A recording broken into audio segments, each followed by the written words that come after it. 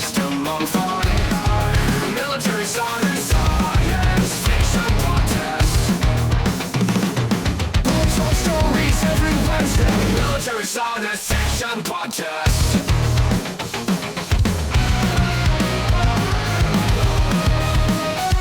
Discussion, interviews, reviews, and rants. Military science fiction podcast. All right, hey everybody, welcome to the show.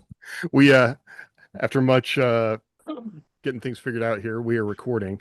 And today we wanted to talk about writing combat scenes in a realistic way, because people, they get wounded, right? They get hurt. Combat means people are going to get hurt, things take damage.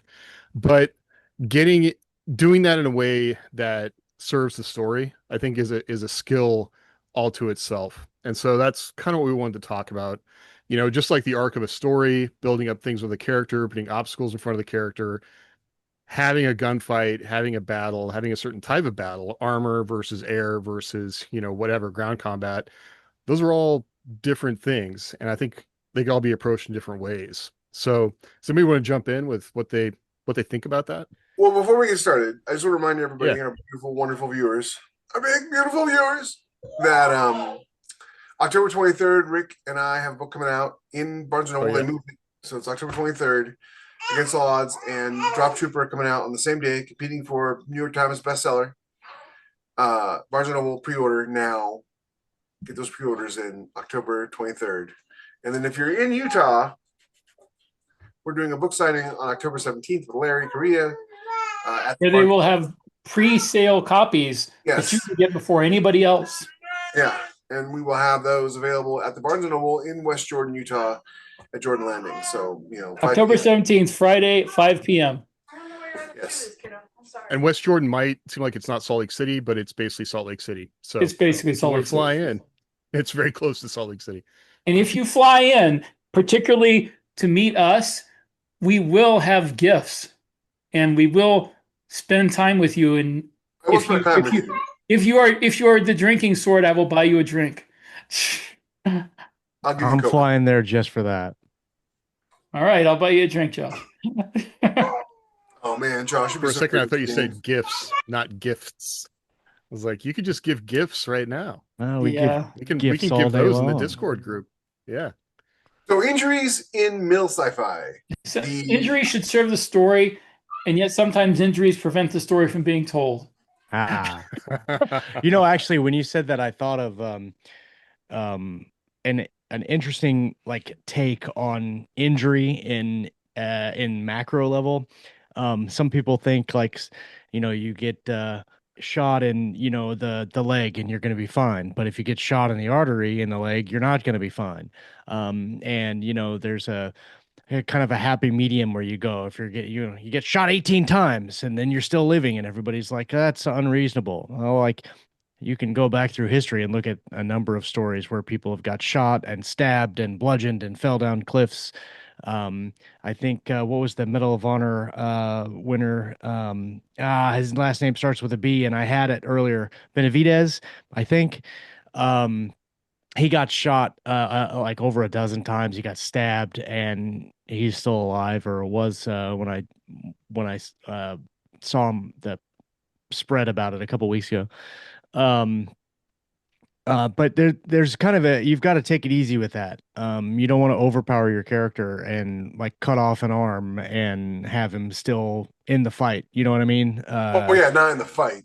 Yeah. Or change the fight to fit the injury. Well, yeah, exactly. But if your arm gets cut off, you're not going to be fighting very, very long. Especially honestly, most people, and obviously soldiers and Marines are not most people, but most people getting shot once or twice. Right. Once the shock has worn off. Yeah. Once the adrenaline has passed, you're out. But I know in the Army they used to teach us if you're ever in a firefight, the first thing you have to do is pat yourself down, because you won't know you've been shot sometimes.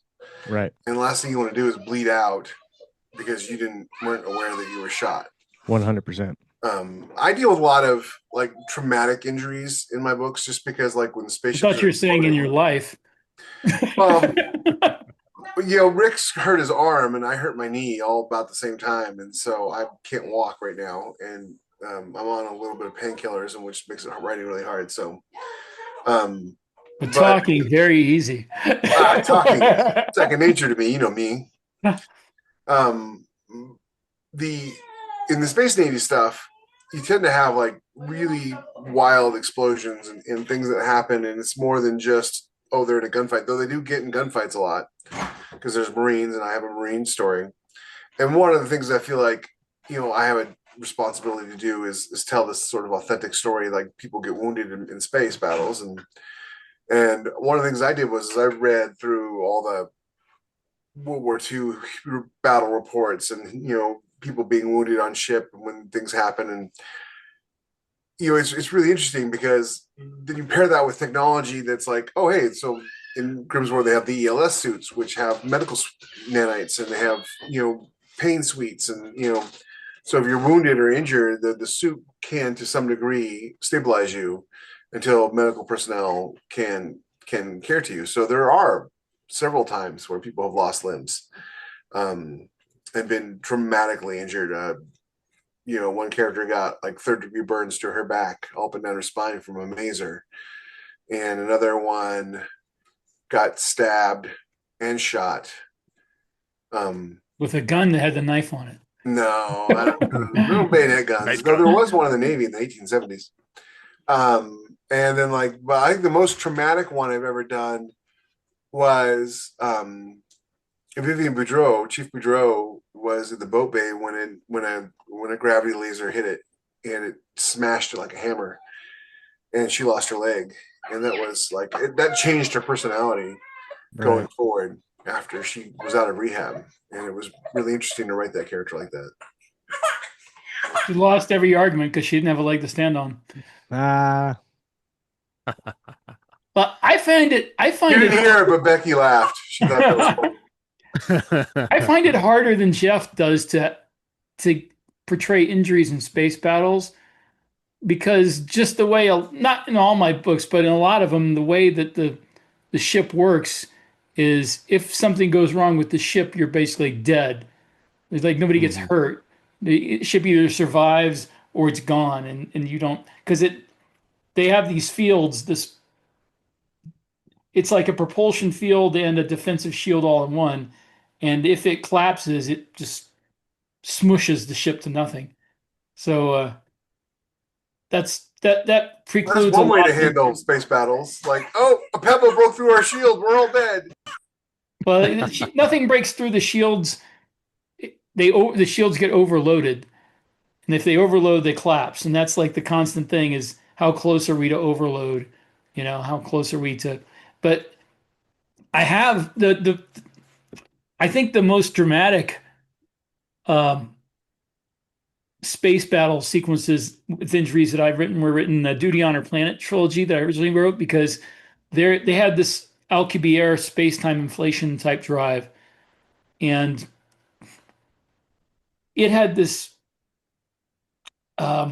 made up by me effect where if you hit the drives together, the ships would fly off away from each other at incredibly high speeds, and it would cause tidal effects gravity-wise that would it could break bones, it could cause cerebral hemorrhaging, and people would just die. They'd just be like sitting back in their chair, weightless, with blood coming out of their nose because as cerebral hemorrhage, and it was random. Anybody could die at any time. Sounds like a ship I'm going to volunteer to serve on. Well, you see, that's not what they were designed for, because they were designed to fight other ships that didn't have that field. But when the enemy got that field, things kind of happened without them having time to engineer the ship for it. Well, this brings up a great point, is that when you're constructing your universe and the technology you're going to be using and all of that stuff, you need to be looking at this sort of thing. Like with Josh, when he's writing when Josh is writing Weaponized and his other books series, what kind of firearms do they use and what kind of damage does it do? If you get hit, is it a disintegrator ray like in Star Trek, or is it chemical charged bullets? What is it? And what kind of armor are they wearing? Like in Drop Trooper, obviously they're wearing the powered armor. And the powered armor pretty much protects them from anything small arms wise. But if you get up to larger caliber, say a coil gun or something, built to take out armor, if that goes through them, the armor's built to, seal off the bleeding and start repairs and patch them up, unless the armor gets damaged, and then you're going to find somebody who's suddenly bleeding out because when you have a slug that big going that fast through, nothing's going to save you your body's not going to be able to survive unless there's some sort of outside intervention. But the biggest injury they got was burns because the enemy used particle accelerators.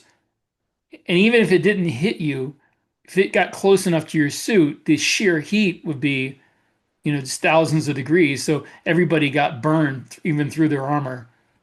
And that was the biggest injury they faced. Well, I think like in weaponized, there's different types of injuries for the different types of weapons, but it really depends on who's getting injured. And if it's a soldier who's in battle armor, then that's different. But if it's a civilian who doesn't have any of that, then that changes the dynamic. But also, is it a civilian that is genetically enhanced or modified or augmented? There's not really any way to say like, well, I guess you could if you were medically inclined, but if you're creating all these technologies out of whole cloth and they don't really exist, there's not really any good way to scientifically say like this is what's going to happen when this happens. But you can kind of extrapolate and imagine. The biggest thing is in terms of injury,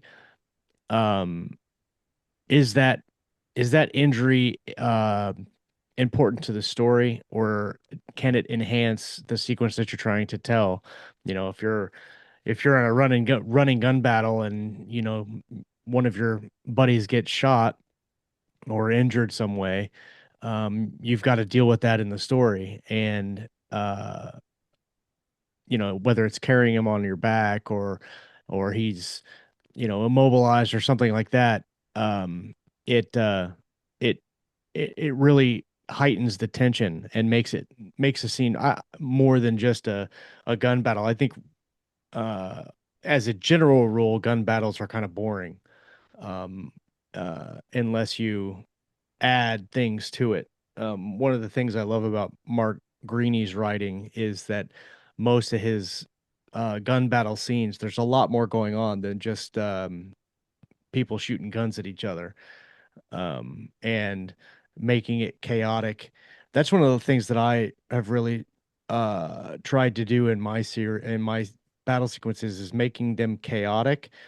So there's not much stage direction. I don't do a lot of like clearly setting up the action and clearly setting up where things are coming from, because in the heat of in the moment you might not know, there's an explosion or bullets come over, but you might not know where the shot's coming from. You might not know where you need to go.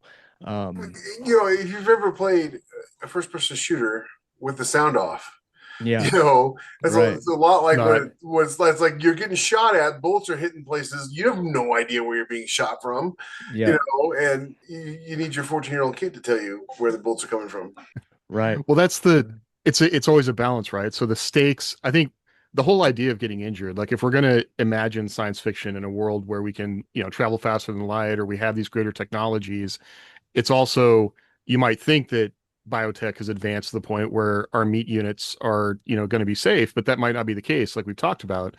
But you always have to balance, is the goal of the firefight, is the goal of the thing we're trying to accomplish worth the sacrifice of putting myself in danger? And then is that level of danger commensurate with that place in the story, right? And sometimes, the stakes, we've talked about that before too, like sometimes lower stakes can feel more than, the whole world blowing up.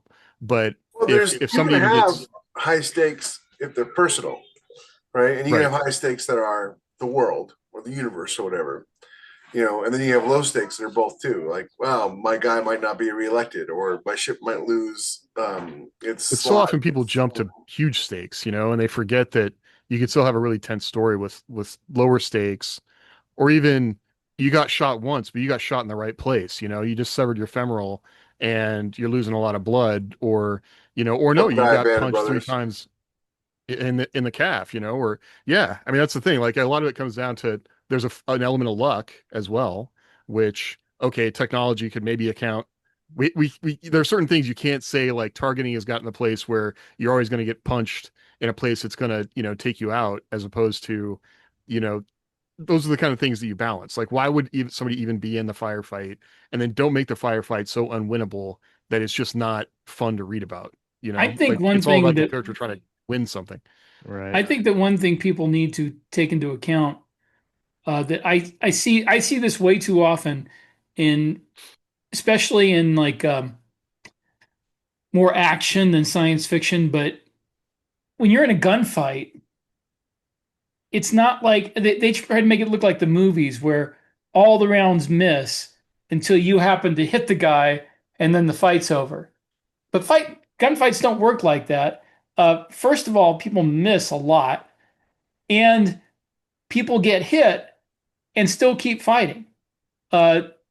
People sometimes, as Jeff was pointing out before, don't even know they've been hit in a gunfight until after it's over. So you wind up with, like, if you watch any real videos of real gunfights, like police body cams, there's dozens of rounds fired, and you find out it's just a squirrel.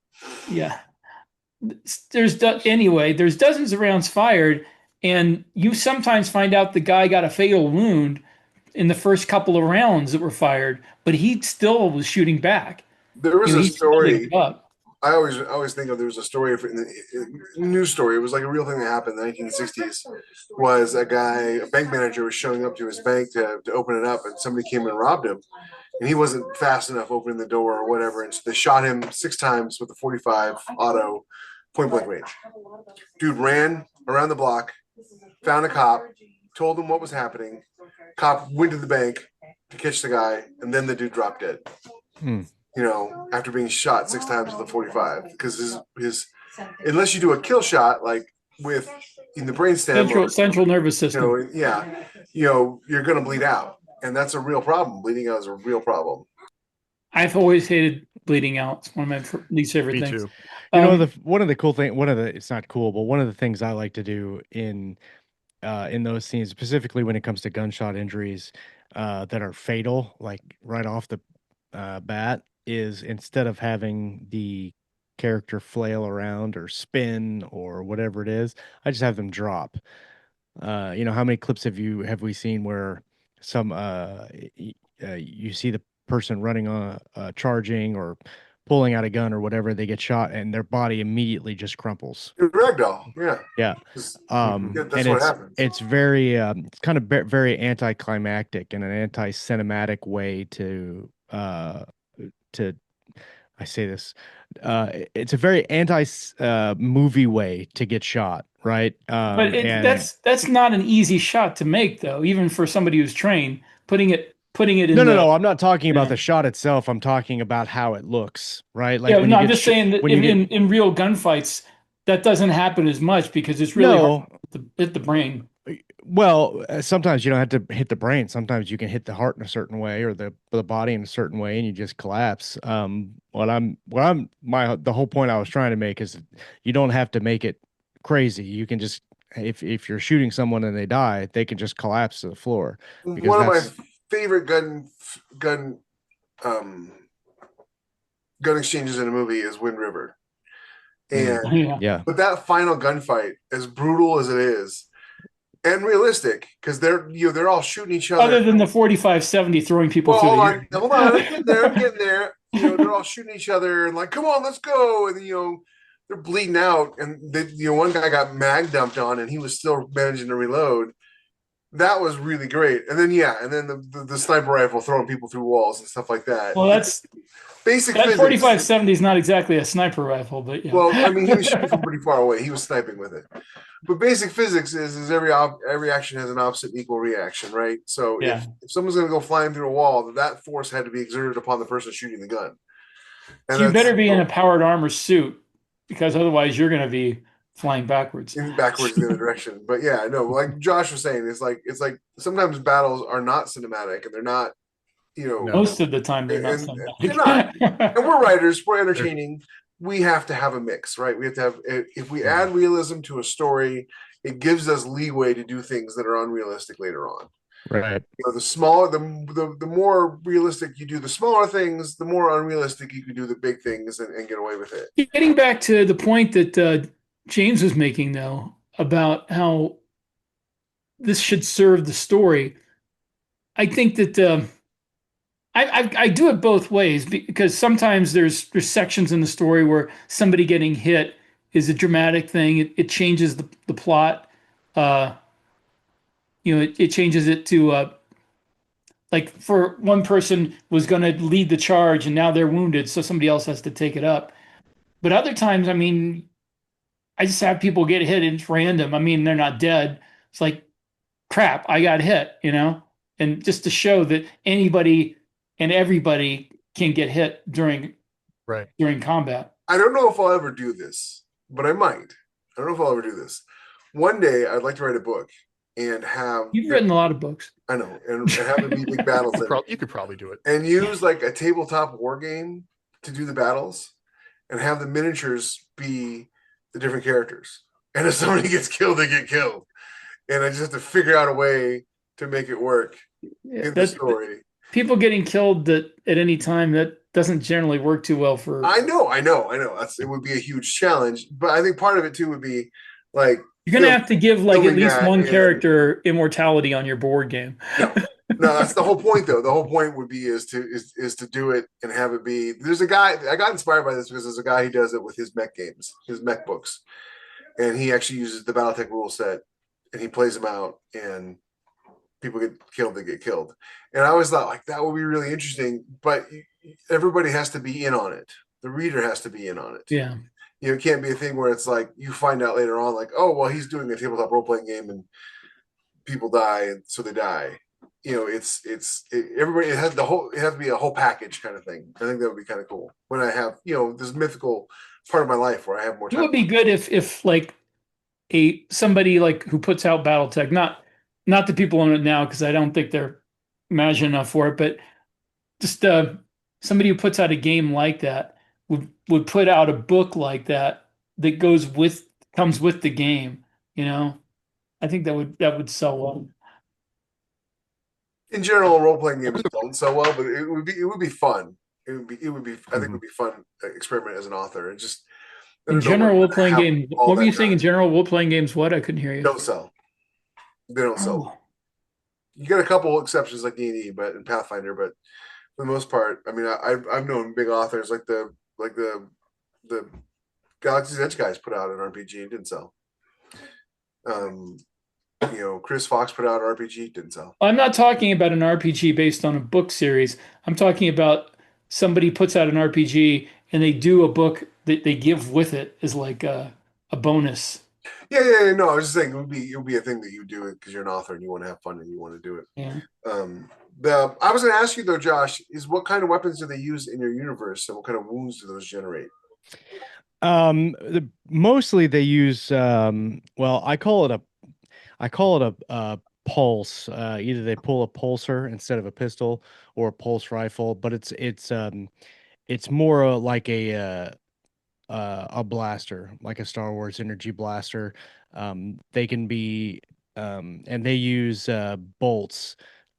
So they're like either 2-inch bolts or 3-inch bolts, and it's the length of the bolt it's comparable to like a caliber size, like a 9mm, right? So if you've got a 1-inch pulser, that's a 1-inch pistol that shoots like a 1-inch bolt, and you can adjust those settings. So like in the military pulse rifles, you can have just your standard shot, you can have like a high powered armor penetrating shot, but that will depending on the power of your shot, the amount of power you have in your power pack or the power mag will deplete quicker if it's a more powerful shot.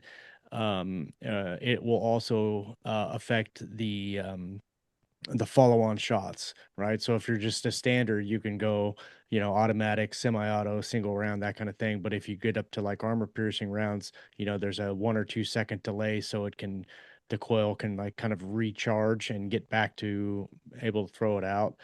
And so those will do kinetic damage, obviously, but they do heat thermal damage as well. So not quite as simple as like a simple bullet wound, because you're going to deal with thermal damage to tissue and muscle and bone and all of that. But at the same time, it cauterizes it at the same time. So it's very unlikely you're going to bleed out from a wound like that unless you have like a huge, massive gaping wound. But there's also some like just regular kinetic weapons. I've got a lot of small munitions that are kind of like grenades, where they're either a shrapnel to fragmentation grenade or either a pulse type grenade or a thermal grenade. But a lot of those, and I've got like micro missiles too, but that's just an explosive thing. So by pulse, is it almost like I think sometimes about like high pressure water or high pressure sound, it hits something like skin, and that always kind of freaks me out with like industrial accidents, where somebody gets hit with something like that and it just disintegrates the, right. Does it work like more that, of or like is it? it's more of like a punch through. Like the kinetic energy is such that it almost hits like a bullet, where it's going to tear through. But it doesn't it brings with the thermal energy with it, right? So it's not like a laser blast from Star Wars. You get shot and there's like a burn mark on your chest or whatever. This would be more akin to like a lightsaber punching into you. That it's actually going to go into your body, kind of thing. One of the things about early Star Trek, whenever cauterizes somebody got me. hit by when somebody got hit by a phaser, and it like didn't matter. Of course, in the show, it always showed them get hit like center of mass, but the whole Right. idea that you might get hit somewhere and then your whole body would just like flash and disintegrate, like that Right. was always a little. I don't like that. Yeah. Well, they did that to get away from having blood and gore and stuff. It made sense for Well, it was that. funny in Trek. They had the 2 different kinds of phasers, and any of them could disintegrate. But sometimes they would just shoot somebody, and they would just fall down and be like, "Oh, it was set to kill." I'm like, "Well, it wasn't set to disintegrate." I mean, that's not fair. Yeah. Red shirt, go clean that up. I was just thinking about in a firefight, like balancing that fear and giving characters like the opportunity to be heroes, or to show courage. Like it seems like that's something that really, if you could bring a character out of a firefight and you've had a chance to show them being awesome, like that's what I really love to see out of it. But then like Josh was saying earlier about if it can do kind of 2 things at once, where you get to see people being awesome and like demonstrating that they are, good with the tools they have, but then learn something else about the location or the mission or, the characters themselves. Like whenever somebody, like you might have somebody, you could flip the character in a firefight where somebody that wasn't a hero before has an opportunity to be heroic, or somebody that had talked big game and now they're shown to be a coward. Like nothing like a firefight can just flip that in a really believable way, which is always cool to see. I you guys know I'm a huge fan of the original Star Trek and William Shatner and Kirk and all that, and I read all his autobiographies or biographies. I'm not sure which. Maybe he had somebody write them. But one of the things he said was his biggest disappointment with Star Trek II, The Wrath of Khan, was that him and Khan didn't get a physical face-off at the end of the movie, which is why in the third one, him and the captain, and it seems kind of dumb. I remember reading the third one sucked. So I remember reading it, and I was thinking, oh man, that starship battle was so good. It was so good. However, it wasn't wrong. There was a lack of resolution of the conflict because him and Khan didn't. You mean the conflict? The conflict. him and Khan didn't have a that resolution. So I always try to think of that. And of course, when you're writing Navy stuff, the captain doesn't leave the ship. It's like a movie thing and TV show thing. I'm going to go on a away mission, and of course I say that right from the beginning, and then immediately come up with reasons why Grim can leave the ship. But going back to my realistic versus unrealistic, I hang a lantern on all of them by saying, like, their Navy regulations are really clear. Captain doesn't go on away missions. The captain doesn't leave the ship. Except, when in the first book he leaves the ship and comes under attack in a firefight because only he can sign for the part that they need for the ship. And and also if they're in like a base like he was, the captain. Yeah, I mean that was supposed to be a safe situation. Yeah, exactly. Yeah. And and James was talking about like there's like a firefight that shows you who you are. And the first thing he did was trip and fall and break his nose. Because he's not a Marine, Yeah, but he fought through that though. That was the thing though. He did. He hurt himself and then he keeps fighting. It hurts when you break your nose. He does. And he did keep fighting, so to speak, but it was the Marines who did most of the fighting. And I've tried to represent that with him throughout the whole series. Like, he gets his butt kicked. Handed to him a number. He's not some martial arts wizard. He's not some gunfighter. He's a starship captain and he's very good at it. But the other stuff, not so much. And so try to remember that when you're writing these characters and they're in firefights or they're in space fights or whatever, everybody has their area of expertise. And you better believe it. If I had the opportunity, if I'm in a firefight and then the opportunity is for me to stand next to or behind a Marine, I'm going to do that. I'm not going to be the guy leading the charge. But it's nothing tells you more about a character than when they're put under stress where they could die if they make a bad decision.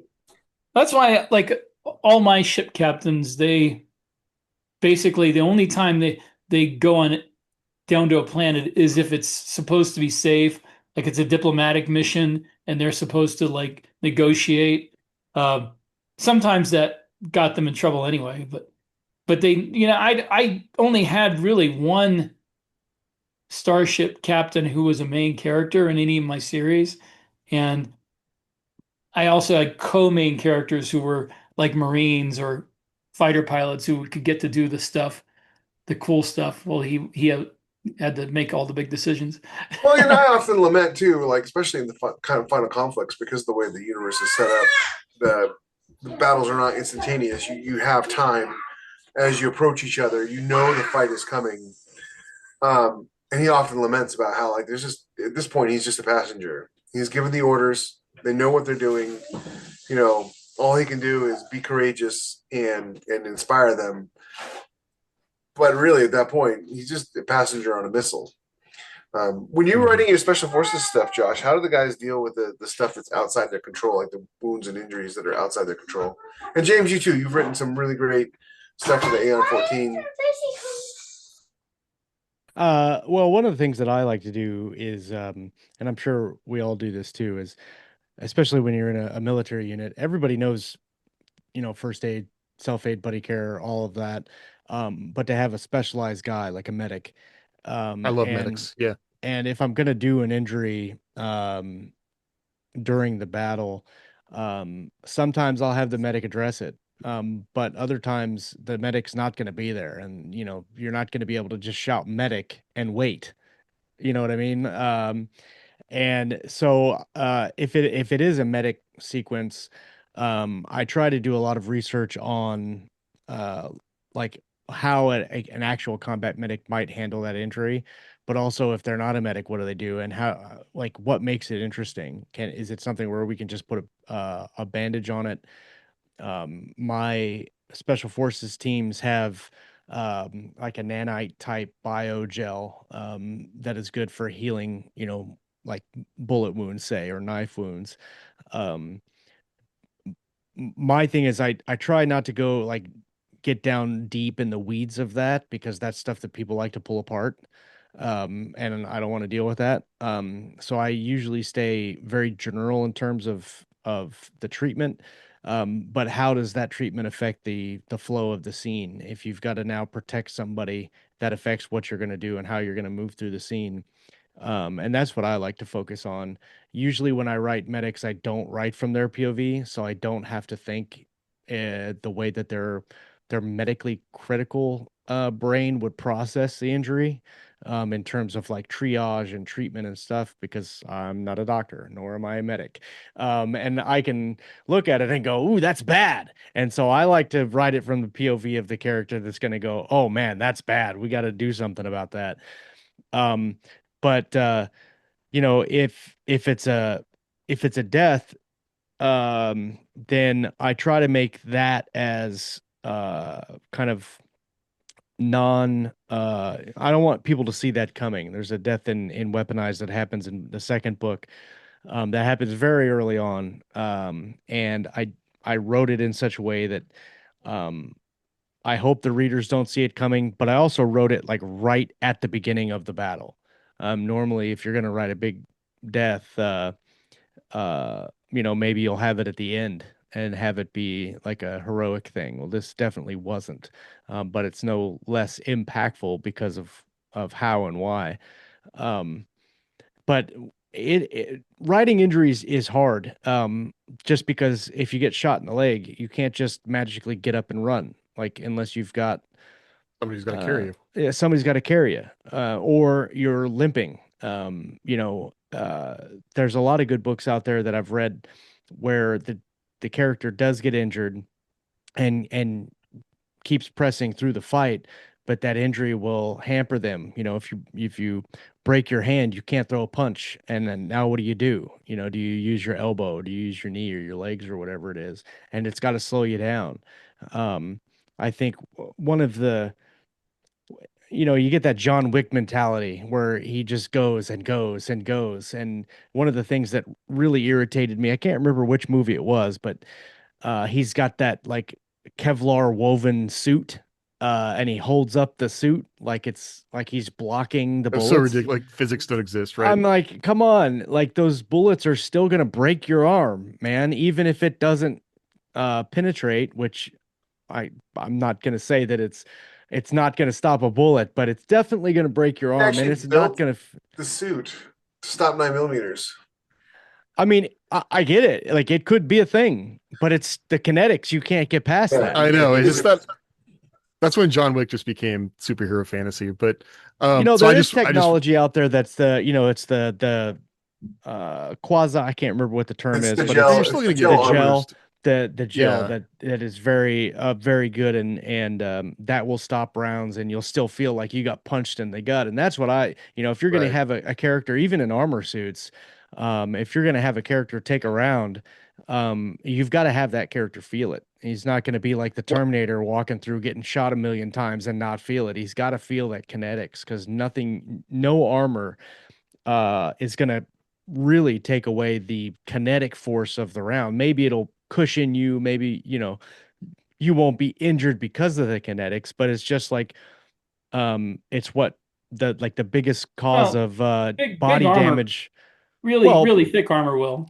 True, but I mean, if you're talking just about like battle armor where they're wearing like armor power suits, I'm talking about like right now modern. If you have those big sappy plates, like the ones that they trauma plates.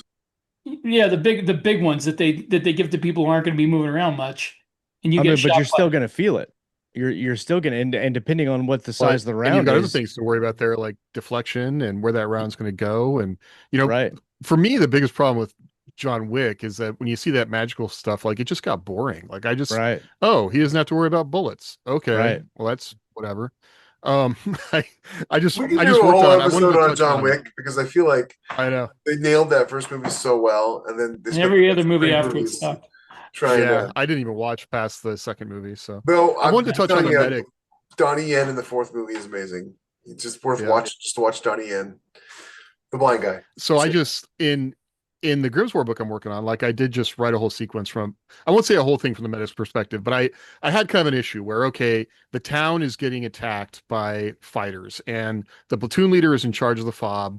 And one of the things that the Caliph fighters are trying to do is basically disrupt the civilian population, right? That's what they want to harm and injure and displace as many civilians as they can.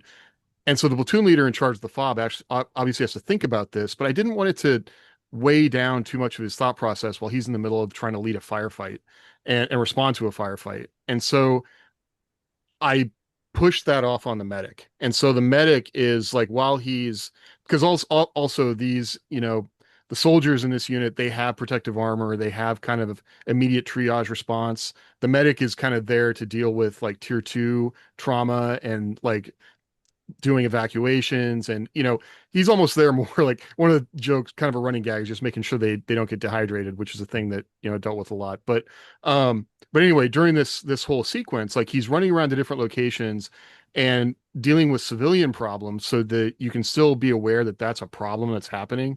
And then you also get to see different squads in different parts of the battlefield, because he's mobile, he can move, and he's trying to lead his medics as they move with the different fire teams. And so I used the medic to do that. So I didn't have to get the leader bogged down in it. And then, but the medic could do it. And then I started out my career as a medic, so I like medics, but it was a way to try and be mobile in the firefight without getting bogged down from one perspective. And also, in Band of Brothers, there's a whole episode, I think it's best on, where it's before the jump in happens, and they're all basically in foxholes. And I remember the episode begins, I need to rewatch it. Like, it's so cold, trees are exploding, and you see the medic running from like foxhole to foxhole, and the trees are blowing up, and he's like slides into a foxhole, like finds out how the guys are doing, and then pops up and runs to another one. And I just always love that scene. There was that was the right episode best shown, and it was like, and every time he's like, "You guys okay? Anybody have any scissors? Anybody have any bandages?" Like, he's constantly scrounging. He was the Creole medic. That was a sad episode, because the ending, the nurse, and just Band of Brothers is an excellent resource that you should watch and read for realistic combat and just human psychology. And one of my favorite episodes that I love this source from is the one about Blythe and Winters, and how he just did everything he could to inspire that guy, standing up on top of that foxhole while they're all under fire from the Germans. He's like, "Come on, Blythe, give him out, Blythe." And just this code, me and my son use that for code, like, let's be brave. And it's just writing stuff like that. Nobody gets tired of that. It's funny, because authors, I think, get tired of it. Authors get tired of writing heroic fiction or whatever. But I mean, I promise you, your readers don't get tired of reading it if you do it well. They don't get tired of people being the best versions of they can be, especially if they're trying to overcome the worst version of themselves. Yeah. Which firefights give you an opportunity to do that. That's the thing. Like, I know. I mean, so many stories just aren't life or death, or that's the thing that a military science fiction story can give you, is like cool tech with the same kind of life or death stakes, where people can be heroes. And I think that's probably why people come to it, right? That's why I like to write it. And stakes are really important. And I want to touch on it. You mentioned it earlier. A lot of, from a reader's perspective, stakes are what builds the tension throughout the story. But from a writer's perspective, it's sort of the goals of the story.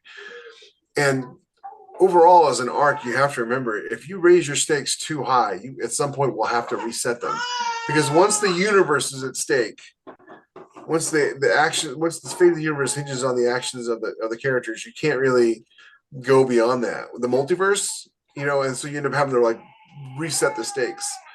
Personal stakes are way better than impersonal stakes.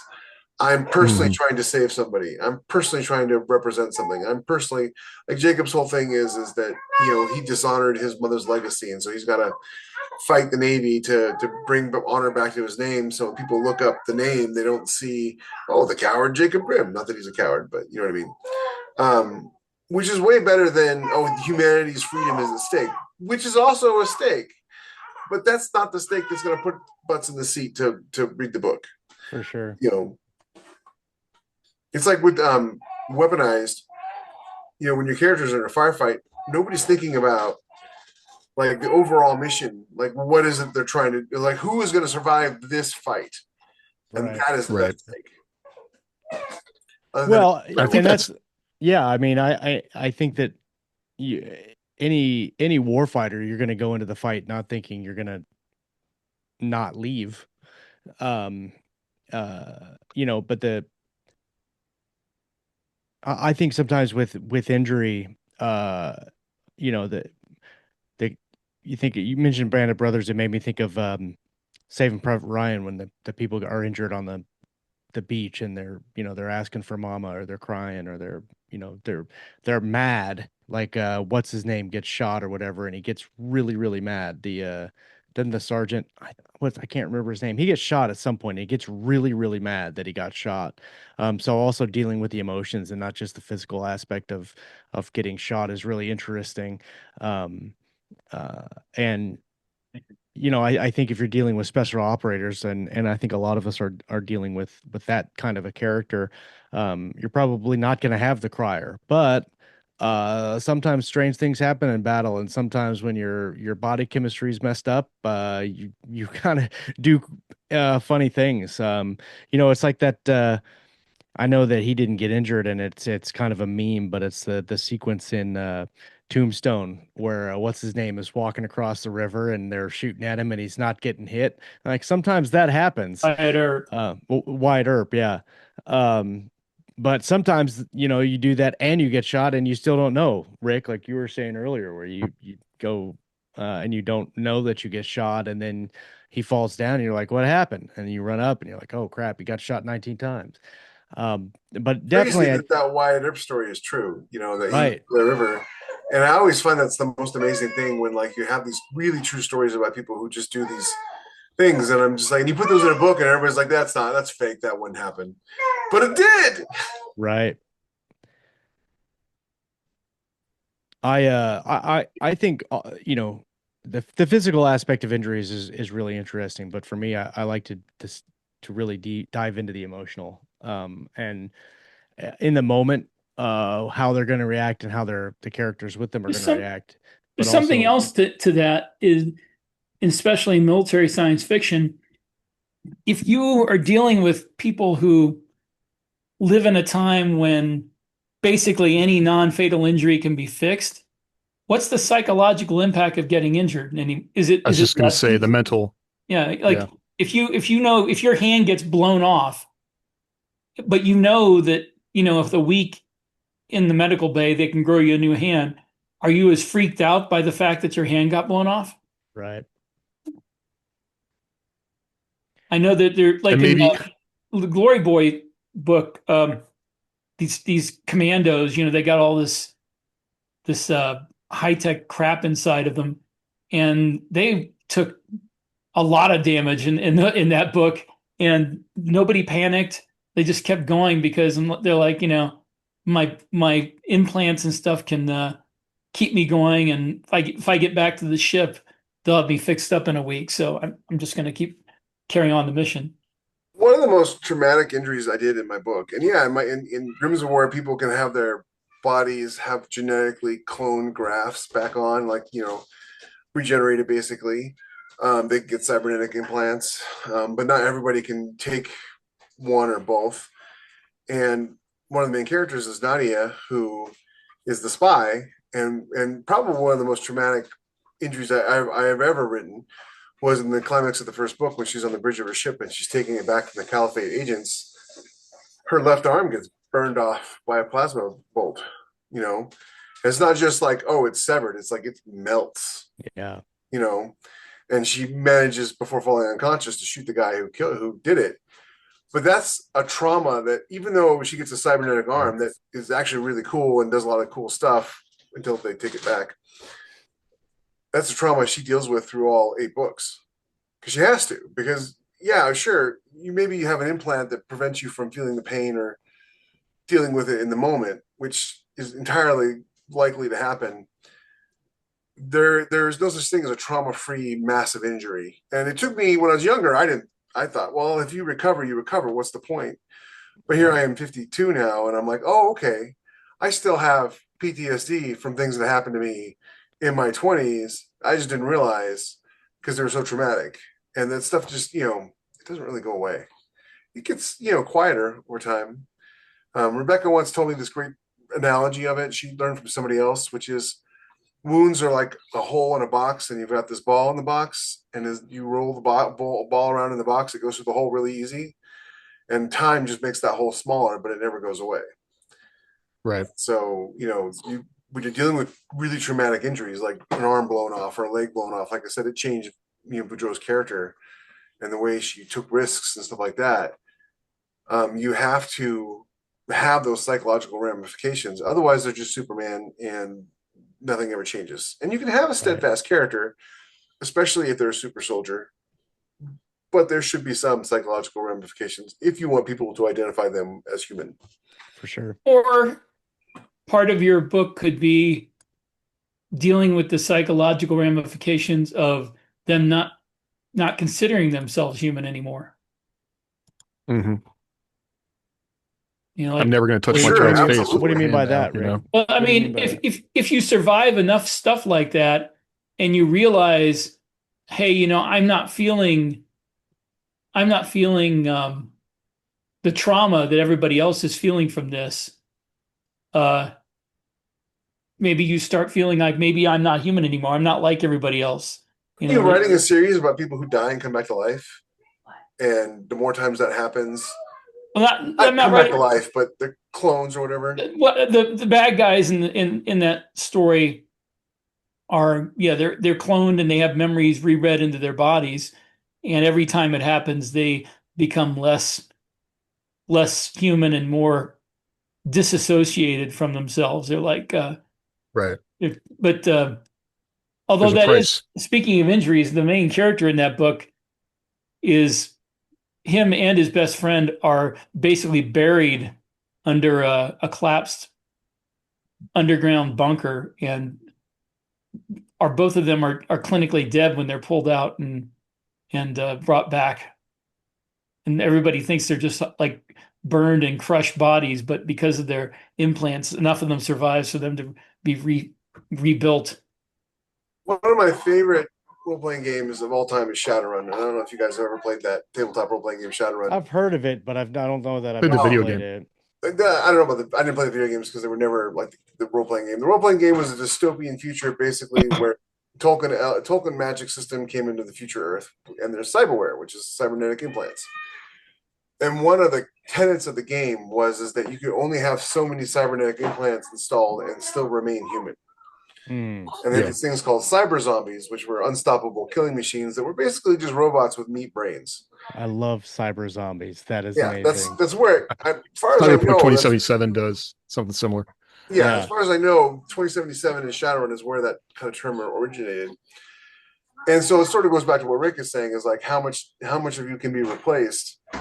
A lot of our endocrine system is systemic to our whole body, and we can talk about how like, the emotions and intellect are in the brain and stuff, but a lot of it also is like the stuff that's in our body. So how much of our body can be replaced before we're just like a meat computer making. Well, I mean, calculus. you would hope by the point that they can replace that with something kind of resembling living stuff, that they could also, what's the word I'm looking for? They could artificially create the same synthesize, the same chemicals that, in the same chemical balance that you normally would get.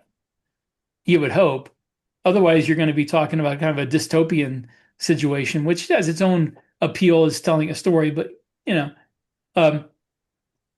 but that would be a kind of a cool idea for a story where you have technology that repairs your body, like nanite vats there, that regrow everything. But they eventually find out that when you do that, you're not exactly the same person you were at before you used it.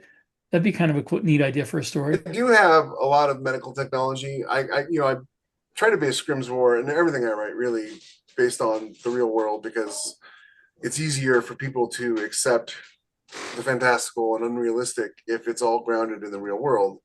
And so one of the things that we have, our computer and biotechnology is, decades ahead of all of our other technology.